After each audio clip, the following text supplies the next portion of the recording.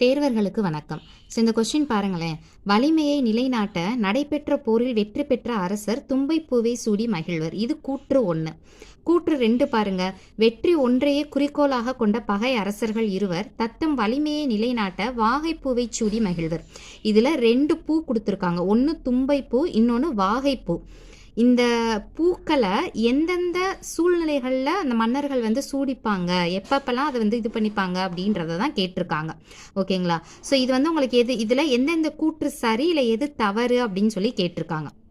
So இதுக்கான answer உங்களுக்கு எங்கே இருக்குது அப்படின்னா 10th ஸ்டாண்டர்ட் தமிழ் புக்கில் தான் நம்மளுக்கு புறப்பொருள் இலக்கணம் அப்படின்னு சொல்லிட்டு ஒரு பாயிண்ட் ஒரு இலக்கணம் கொடுத்துருப்பாங்க. ஓகேங்களா? அதுலேருந்து கொடுத்துருக்காங்க.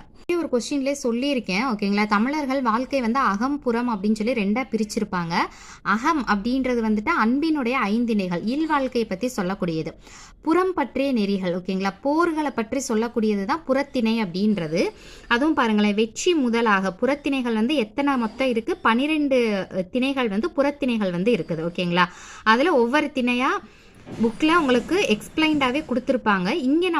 இங்கே கொஸ்டினில் கொடுத்துருக்கிறது தும்பைப்பூ மற்றும் வாகைப்பூ. அதை ஃபஸ்ட்டு பார்க்கலாமா?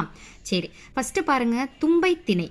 பகை வேந்தர் இருவரும் வலிமையே பெரிது அப்படின்றத நிலைநாட்டுறதுக்காக தன்னுடைய வீரர்களுடன் தும்பைப்பூவை சுடி போர்க்களத்தில் ஒருவரோடு ஒருவர் என்ன பண்ணுறாங்க அப்படின்னா போரிடுவாங்களாம். ஓகேங்களா? வலிமையே பெரிதுன்றதை நிலைநாட்டுறதுக்காக எந்த பூவை சூடிட்டு போகிறாங்க? தும்பைப்பூ அப்படின்றத சூடிட்டு போகிறாங்க.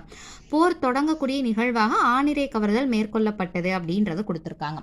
அதே மாதிரி வாகை திணைனா என்னன்னு பாருங்களேன்.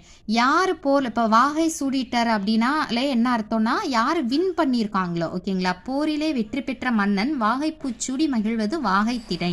வாகைனால என்னதுன்னு தான் அர்த்தம், வெற்றி அப்படின்னா வெற்றி வாகை சூடி வர்றாரு அப்படின்னு சொல்லி சொல்லுவாங்க. அப்போ வாகை அப்படின்றது வெற்றியை குறிக்கக்கூடிய ஒரு பூ. பட் இங்கே பாருங்களேன், வலிமையை நிலைநாட்ட நடைபெற்ற போரில் வெற்றி பெற்ற அரசர் எதை சூடிக்கிறாருன்னு கொடுத்துருக்காங்க? தும்பைப்பூ. பட் நம்ம வெற்றி பெற்ற அரசர் சூடிக்கொள்ளக்கூடிய பூ என்னது? வாகைப்பூ. ஓகேங்களா? வாகை, வெற்றி வாகை அப்படின்றத ஞாபகம் வச்சுக்கோங்க. அப்போ வெற்றி பெற்ற அரசர்னா வாகைப்பூ சூடிக்குவார். இங்கே தும்பைன்னு கொடுத்துருக்காங்க. அப்போ கூற்று 1 தப்பு. அடுத்தது பாருங்க.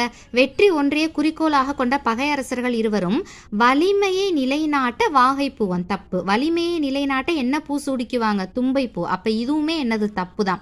அப்ப கூற்று 1 தப்பு. ஏன்னா வெற்றி பெற்ற அரசர் வாகைப்பூ சூடிக்குவாங்க, அது இங்கே கொடுத்துட்டாங்க. வலிமையை நிலைநாட்டக்கூடிய அரசர் தும்பைப்பூ சூடுவாங்க, அதை மேலே கொடுத்துட்டாங்க. அப்ப 2 கூற்றுமே என்னது தான்? தவறு தான். அப்ப ஆப்ஷன் பி தான் இதுக்கு கரெக்டான ஆன்சர். கூற்று 1 மற்றும் 2 தவறு. ஓகேங்களா? உங்களுக்கான ஒரு கொஸ்டின் என்ன அப்படின்னா, புறப்பொருள் இலக்கணத்தில் எத்தனை திணைகள் இருக்குது அப்படின்னு தெரிஞ்சதுன்னா ஆன்சர் கமெண்ட் பண்ணுங்கள். தேங்க்யூ.